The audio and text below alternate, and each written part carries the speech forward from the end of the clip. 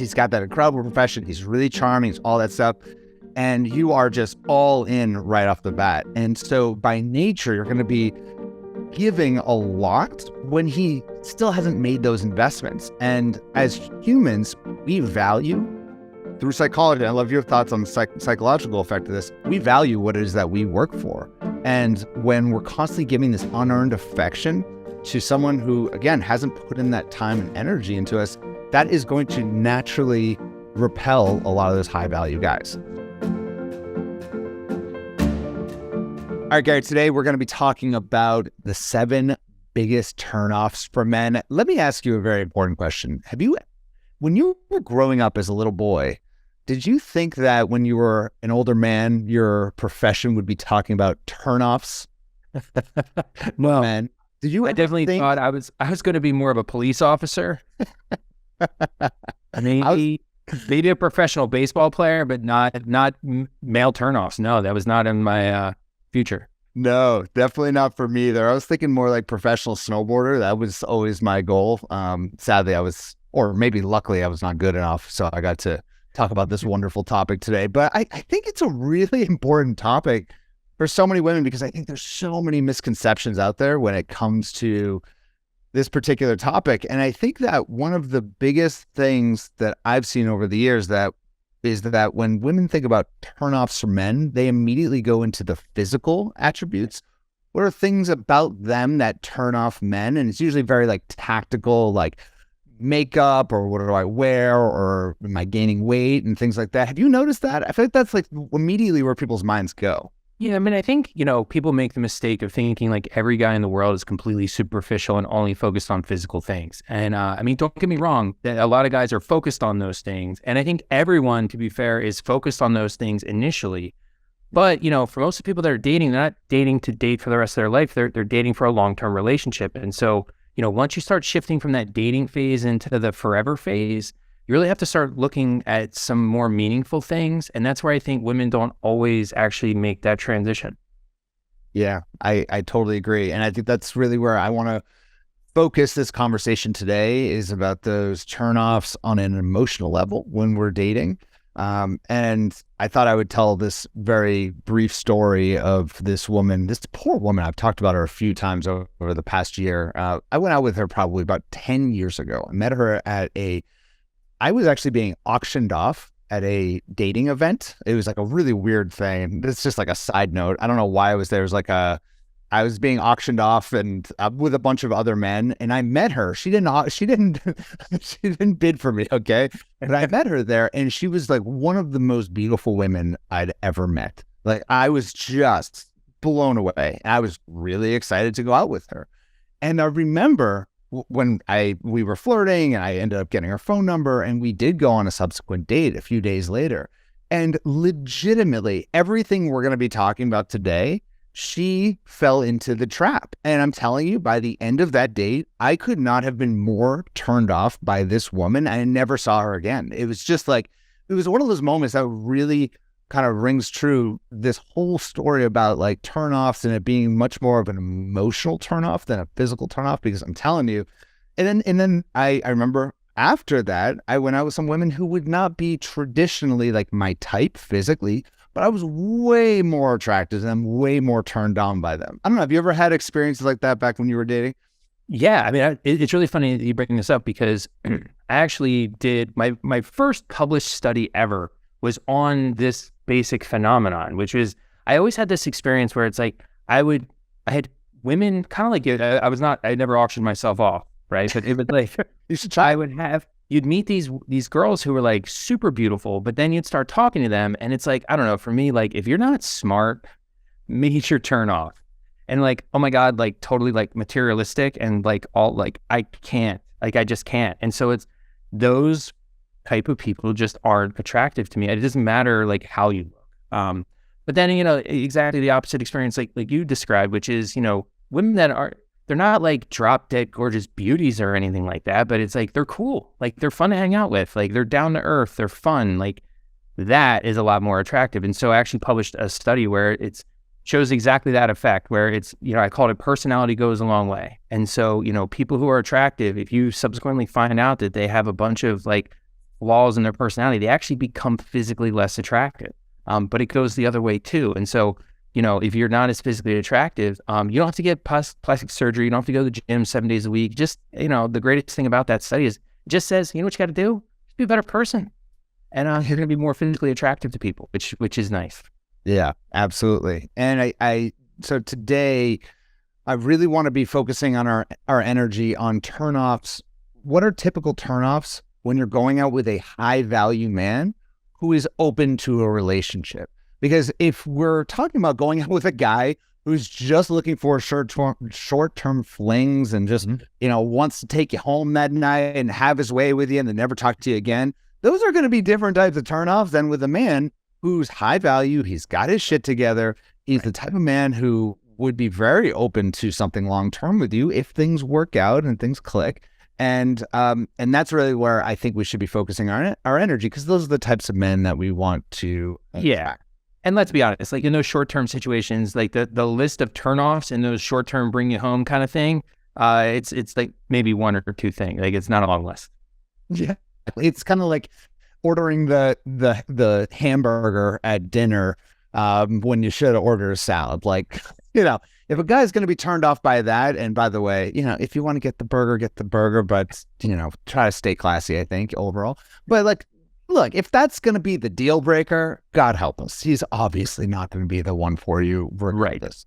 Right. So a few of the turnoffs that I thought were worth discussing, and I have a number of them, and we'll see how many we can get through, but I really racked my brain about what are the topics that we discussed in Love Accelerator and what we do. So the first one, I would say, and this is a big one, is just trying to control the uncontrollable, trying to control the process, always talking about the future, where things are going. And this is kind of like a bucket of things, right, that fall under this idea. Leading with masculine energy, trying to push things forward. This might be texting him constantly. This might be trying to make plans all the time. And just generally speaking, when you meet a good guy that you like, trying to control the process rather than taking a step back and being like, look, this could work out. This couldn't work out. Either way, I'm going to be fine. So now, Adam, you just used that term masculine energy. Now, for people that aren't familiar with that, what is that exactly? What exactly does that look like in a woman when she's displaying masculine energy? Yeah. So both men and women have both masculine and feminine energy. It's actually kind of detached relatively from gender. But if you are a woman who's attracted to a masculine man, a man who is more take charge, who likes to lead, who is the type of guy who is going to pursue you and be the pursuer, then feminine energy is kind of when we talk a lot about feminine masculine polarity in the Little Love Steps. Feminine energy is taking a step back and allowing him to come to you, allowing him to lead, and not trying to control the process, but that rather receiving his energy when he does take that initiative. So a perfect example of stepping into masculine might be, let's say a guy decides he wants to take you out on a first date and you're really excited about it, but he decides that he thinks it could be fun that you go to a billiards hall and play pool together. But you're not that type of girl who likes to go play pool, all right? You like to wear skirts and go out dancing, and you want to do your own thing. Trying to control the uncontrollable or stepping to your masculine would be saying, hey, man, I don't want to do that. I'm not interested in any of that type of stuff. Instead, I actually booked us tickets to this dance thing. Let's go there instead, okay?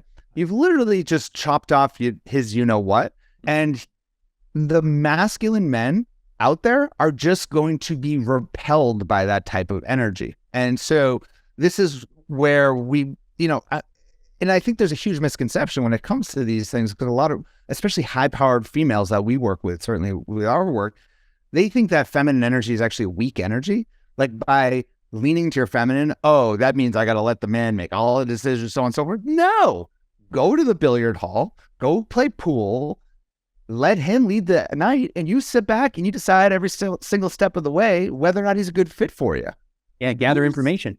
Yeah, who's the more powerful person in that moment? You are the chooser, not the chaser. And we're constantly saying that. So I think that's a really, really important concept. I think a lot of women and men, by the way, if I was coaching men, I'd be talking a lot about masculinity for men. So it's not like there's this is a gender thing. So Yeah, that's a big one. Going in these like, pet peeves and things like that. It's like, that masculine feminine energy, it's just, being aware of power dynamics. And, you don't want to be in charge at all times. And so there's a time for your partner to be in charge. There's time for you to be in charge, and just kind of understanding kind of the waxing and the waning of the power dynamics is going to be really important. Because you don't want to overstep. And like you said, if you're looking for that masculine kind of guy, like you want to make sure you're balancing it out at the right moments. There's going to be times when you're going to take the lead and he's going to sit back, right? It's just, early on, gather as much information as possible, for sure. Yeah. It makes dating more fun. It builds more attraction. The more you're able to step into your femininity and the more he's able to step into his masculinity, the more attraction is built. And we all know that long-term relationships and marriages, they start with attraction, but then it moves to more of a partnership. So it's not like you're going to be in this kind of like feminine role at all times throughout the rest of your life together.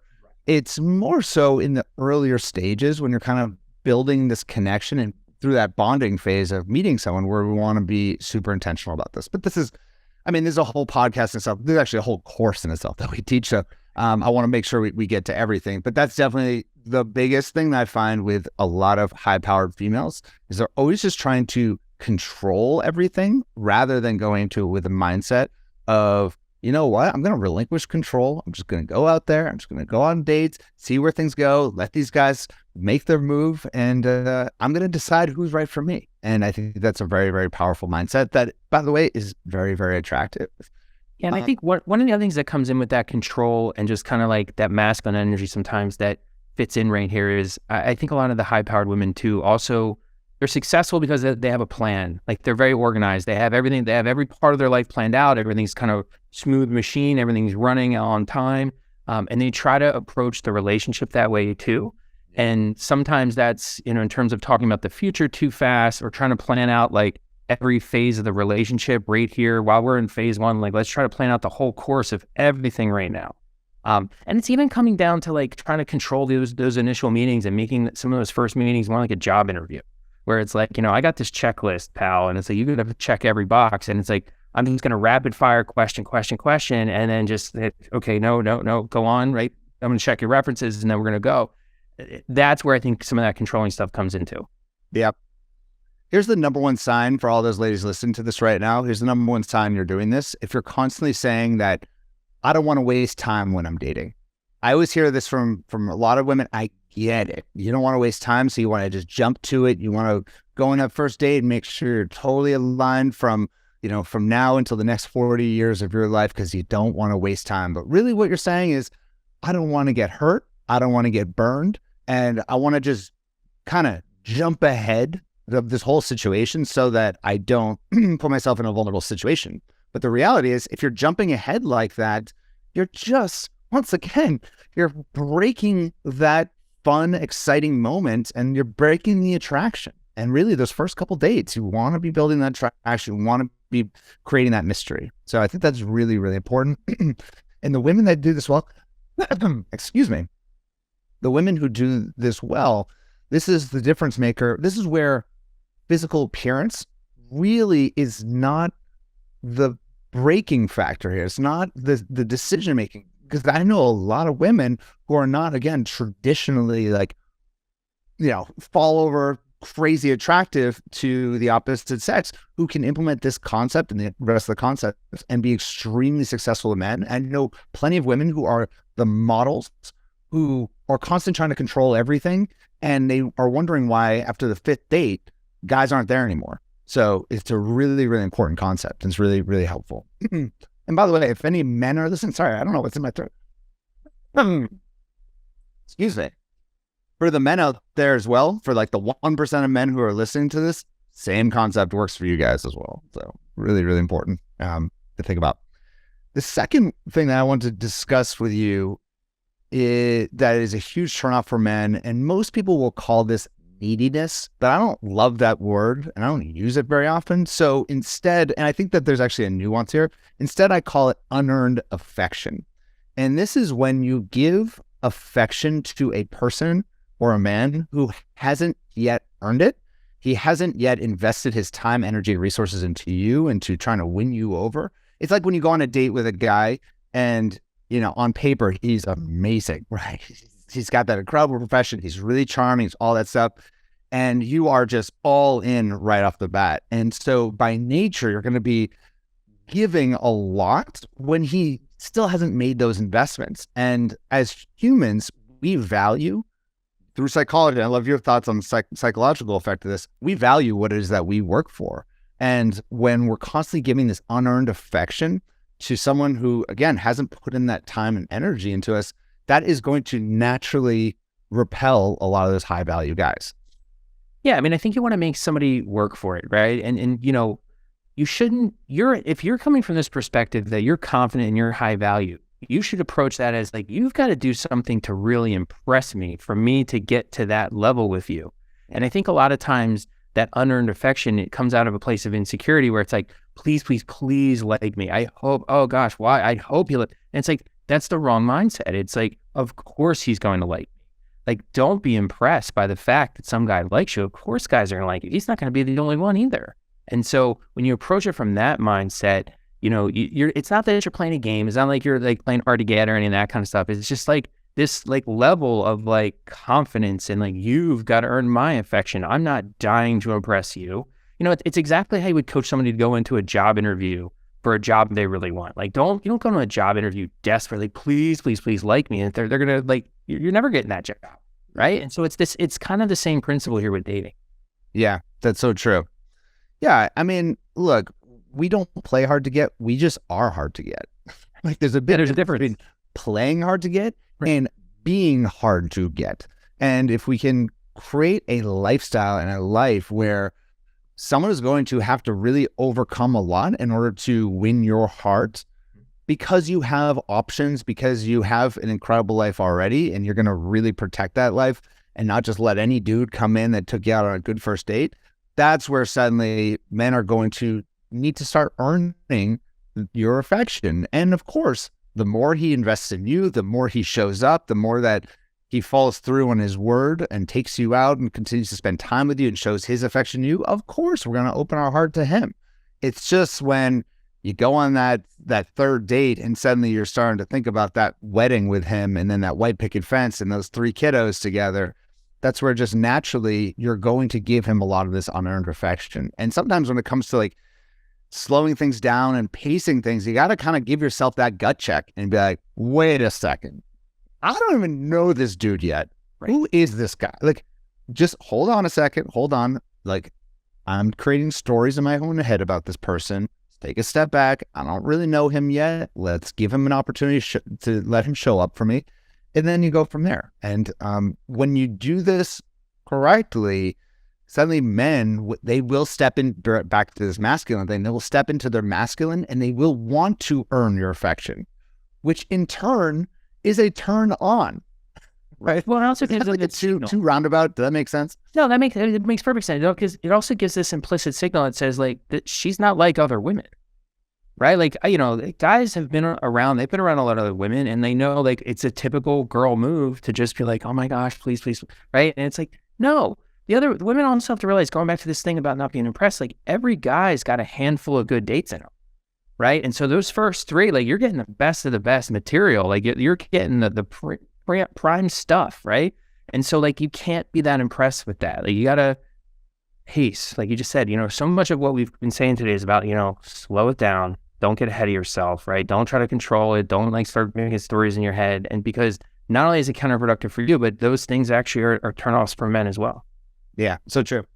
Now the next turnoff almost sounds like a counterpoint to what we just said, so I'd like to dive deep into this, which is showing a lack of interest or engagement. All right. And a lot of people might say that, well, Adam, you just told me not to give him unearned affection. Well, there's a balance here. At the same time, there's some women out there who will take this to the opposite end of the spectrum, which is when they go out at night, they'll have that RBF, that resting bitch face. They will go on a date and appear uninterested, maybe even be uninterested. They might be texting on their phone. They might be just showing up 30 minutes late and just like, they don't have time for this. Like, who is this guy? And so there really is a balance here. And I think the big thing is when you show up and you're with the guy, give him your full attention and really like invest, show that you are listening when you're having a conversation, bring your best energy, smile, or what I say smock, which is smiling while talking, give all that energy. You can do all that while not giving him unearned affection, right?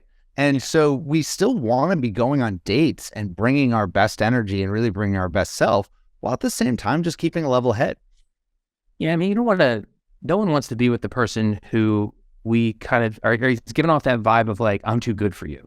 And if you are constantly on your phone or just kind of like wandering, like this and not really engaged in the conversation, you're acting standoffish. And we're social creatures. We don't like that in other people. It doesn't matter if it's a person we're dating or anybody else. We don't like that standoff kind of behavior. It's kind of weird to us. And so, remember, like, this is your time. It's not a job interview, but it is a time to collect information. And so you might as well lean into the conversation, ask good questions, and stick around for the answer. Like, actually be fully present in the moment. Yeah. Amen to that. All right. The next one, I want to get your thoughts on this because I know you have obviously so much background in relationship science, everything, but one of the next really big turnoff is what I call perceived promiscuity. Now, it's not new advice or information to say that men are not attracted to or unattracted to women who are promiscuous. And I think there's a lot of really interesting science and data and that shows that, as well as there's a lot of really interesting evolutionary psychology as to why that might be the case. But this is actually, I should take this a step further, which is perceived promiscuity. If he has the perception that you're the type of woman who's going out and sleeping with lots of guys and being with lots of guys, then this can actually be a big turnoff. Now, here's the big kicker with all of this, is that we actually coach women to date multiple guys at the same time as part of Little Love Steps. So now you're probably thinking, oh my God, Adam, how am I supposed to do this? How am I supposed to do this? Well, the reality is that when we're going out and dating and talking to multiple guys, until we're in that exclusive relationship, yeah, you're still single. Continue going on dates, continue meeting new men. Just, I would not recommend sleeping with multiple men and engaging in that, because you can get yourself in quite a pickle with the relationships that you have, as well as it can be very emotionally confusing. So I'd be curious on your thoughts on this idea of perceived promiscuity. And I recognize that it's a couple of guys talking about this towards women. It's a tricky topic, but I want to bring it up. I think, one of the things to remember is that from a guy's perspective, like you're dating someone and you find out that they're dating lots of other people. That immediately sends a signal that that woman is high value. Like, a lot of other people are interested in her, right? So it shows a certain level of quality. Now, like you said, no one wants to be with somebody who they perceive as being physically intimate with lots of people at the same time. And so that's important also for women to remember from the turnoff side about like why you shouldn't be physically intimate with guys too soon, because every guy should rightfully think like, well, if you're doing this with me, you're probably doing this with everybody. And so, I think the line that, you're trying to get people to walk is, you're so high value, you have lots of options, but you're also so high value that you're not putting yourself fully out there physically with all of these options. You're waiting for the right person to come by. And so perceived promiscuity is always bad when it's directed towards other people. But, when a guy thinks that, you're not promiscuous and you're very reserved in that area, but you are physically interested in him, that's the magic combination. Yeah. Yeah. If there's a perception that you're social, you're meeting lots of people, you're high value, you have men pursuing you. However, you're not the type of girl who sleeps around, who's the type of girl who's just like engaging with all these sexual partners.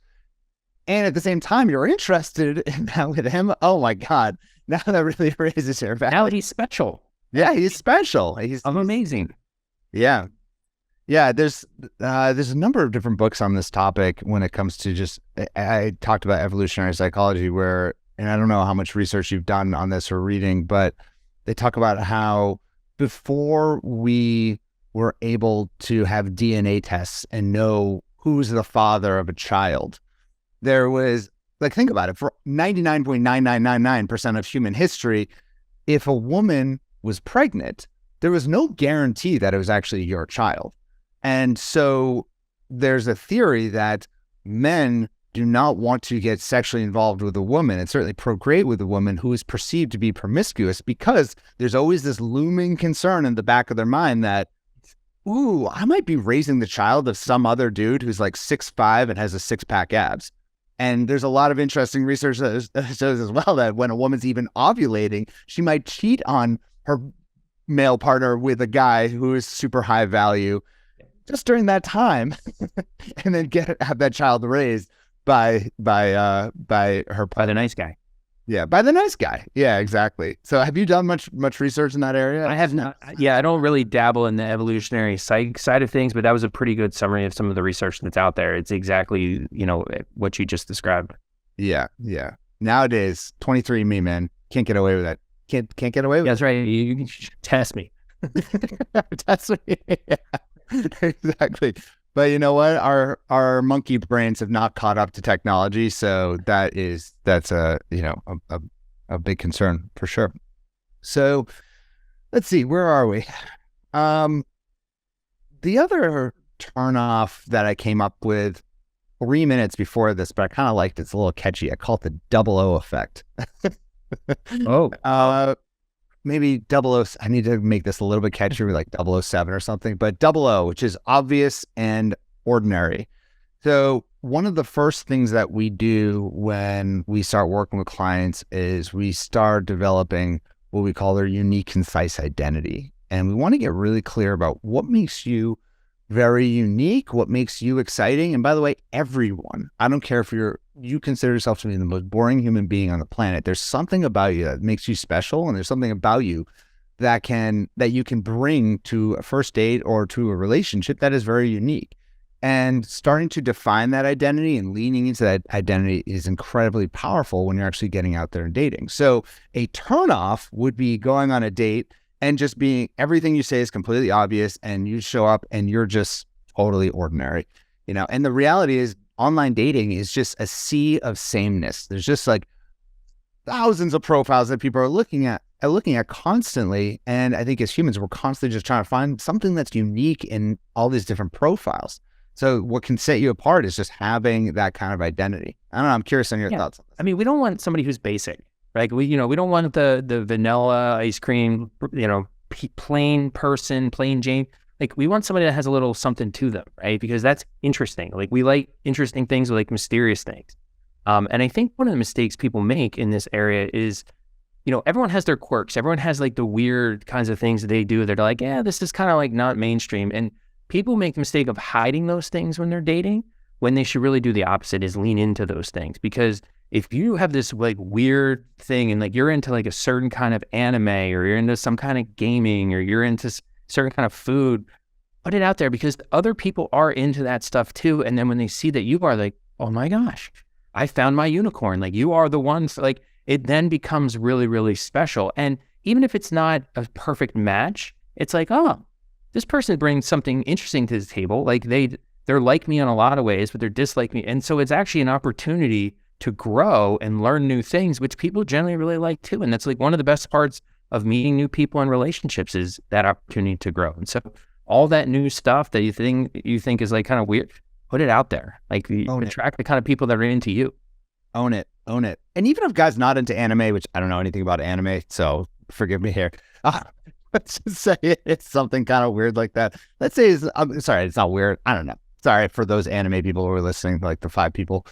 But even if he's not into it, it's at least going to separate you from the crowd. And so we know from the science and the data that humans are incredibly judgmental creatures. And with anywhere from 3 seconds to 3 minutes, we are deciding whether or not we like someone. And we typically just continue with that decision for the length of knowing that human being.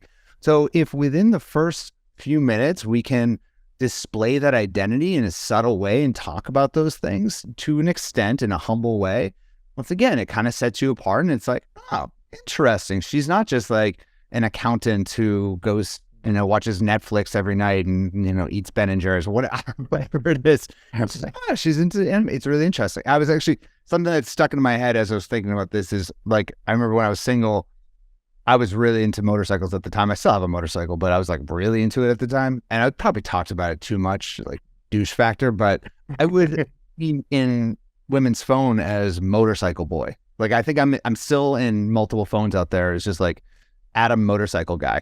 Did you show up to dates with like your motorcycle helmet under your arm? Like, hey, Are you kidding me? Of course. A first date picking you up on the motorcycle. Oh man. That was. see, I think the thing is like, not to make this entire thing about anime, but it's like, I think anime because I know nothing about it.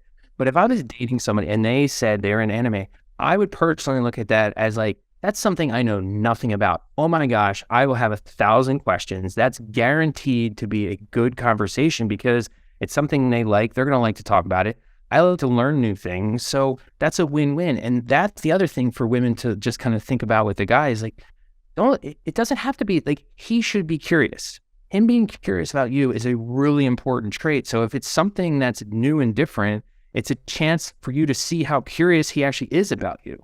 That's a huge sign for like long-term success for a relationship is like, is he curious? Is he flexible? Is he optimistic? Like those are big qualities. And so, you can get a handle on the curiosity factor real early if you are into something he's not. Yeah, so true. And I think with all that said, bringing back this anime thing, like a lot of people will say when you ask someone like, what do you like to do for fun? Or when you're, a classic question, a lot of people will say like, oh, I like to travel, let's say. And traveling's great, but like who doesn't like to travel? And then if someone says, oh, where have you traveled recently? And they're like, oh, I went on a cruise, out of Miami. Like, okay, we're back in this obvious and ordinary. And nothing against cruises. I'm actually going on a cruise in Miami. So I'm not against that. But what I am saying is like, if you are going to talk about yourself and display your identity, then make it something that is different. So I just want to kind of like lay that point home because I just find like how many profiles, I mean, we review our clients' online dating profiles as part of Love Accelerator, and we've probably reviewed over 1,000 profiles. I have to actually look at it. But the number of people who say they like to travel is, I would venture to be like 75%. It's like who doesn't like to travel? So if you do like to travel and that is your unique identity, you better be like backpacking in Colombia or something like crazy like that. All right. Yeah, lean into your own uniqueness. Like, don't be afraid to be you because ultimately you want the person on the other side to like you for who you are, and so like embrace it, own it. Yep, absolutely. All right, I'm going to leave it to a couple more that I think are really important to mention, and this one probably should have been earlier on, and that is just having a negative attitude towards love. And this is many things, such as complaining about your exes, saying that, you haven't really dated much because the dating scene is terrible. How many people have gone on first dates or first meetups from an online date, and the first thing they say is like, oh, online dating is just the worst. Like, oh, there's so many profiles. Before you know, you're complaining about it for 10 minutes about how bad online dating is. Just this overall overarching negative attitude when it comes to love and dating. Although you may be frustrated with your love life, if we're radiating that through our pores, it is going to stink on a date. He's going to immediately, especially a guy who has a positive attitude towards love, which is what we want, that's going to be a massive turnoff just right off the bat. I can just think of like a number of times where that's happened. You just go on this date and you're just like, you're getting this energy where you're just like, oh my God, this woman has been burned so many times and she's just looking for every reason why I'm going to burn her in the future. This actually there's an actual psychological term for this, right? Yeah. It's called emotional contagion.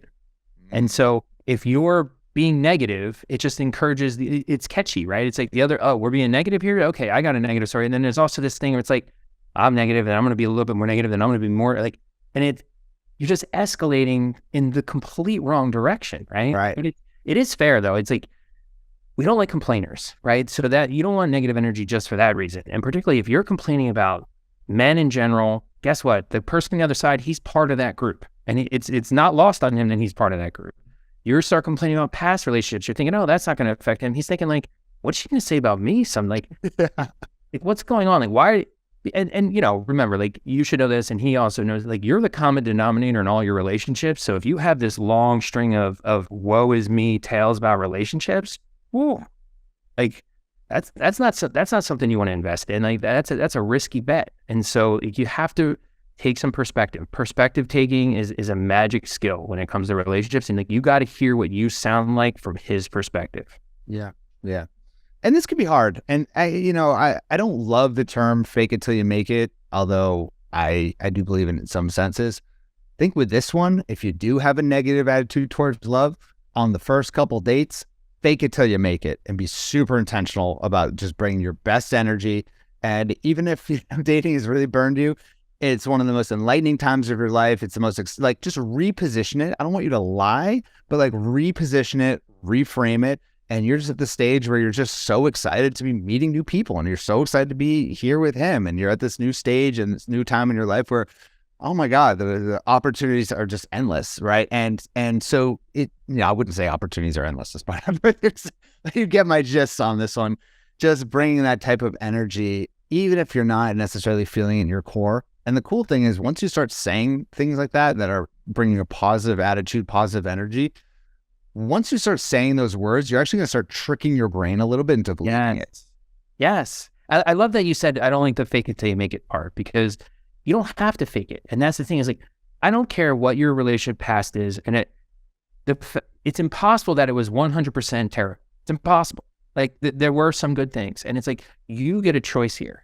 You get to choose on which part you focus on. So you can dwell in the negative and dwell in the misery and just kind of you get in this bad cycle, or put all the negative stuff to the side, focus on the good parts, lean into those parts, and use that to catapult you into the next relationship, because you don't want to be bringing the baggage from the past one with you.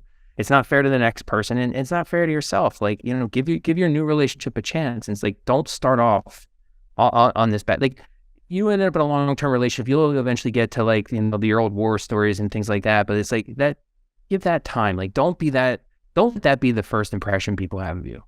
Yeah, so true. All right, I'm going to leave this at 7 turnoffs because we all know the number 7 is great for headlines. So here's the final turnoff that I think is worth discussing, which is just, and this encompasses a lot of different things again, which is just playing games. And I think there's a very clear difference, at least in my mind. I'd be curious on your thoughts on this, but there's a clear difference in my mind between playing games and having a strategy. And to me, playing games is doing things in order to get a reaction from him, whereas having a strategy is like kind of knowing where you're going and how to navigate your entire love life. But I'd be curious on maybe I'm not articulating this correctly, but I'd be curious on your thoughts, now that you're fully part of love strategies and everything we do here, how you might differentiate those two. I think it's, strategies are about being educated. Strategies are about being intentional and having a plan. Yeah. Games are inauthentic. They're calculated. It's insincere, right? It's like when, you're picking a fight with somebody just to see how they'll react, to see if they show you more attention, or you're pouting and just to see like, what's wrong? Like that kind of stuff is just, no, like if you have a problem, say, I'd like to talk about something. I feel like a little neglected and I'm not sure why I feel like that.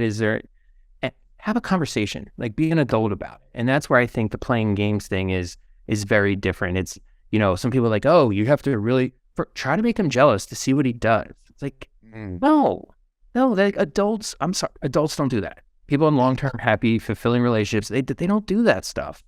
Right. And so schemes, tricks, all that kind of stuff. I mean, throw all that out. Like if you want a strategy and, you're going to strategize and learn about relationships, which is what we advocate for, is just learn as much as you can about what goes into a good relationships, build your skills in that area.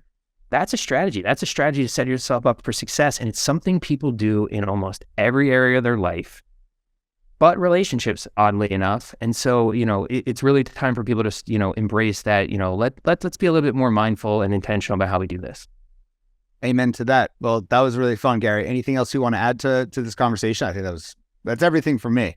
Yeah, just kind of one last thought is like, we've put this whole thing around like the 7 things women can do to turn off men. And so I don't want people listening to this to think like, oh my God, no one's ever going to like me. There's all these things I didn't realize I might be doing. I'm going to have all these problems. I'm going to I'm going to say the wrong thing. He's going to hate me.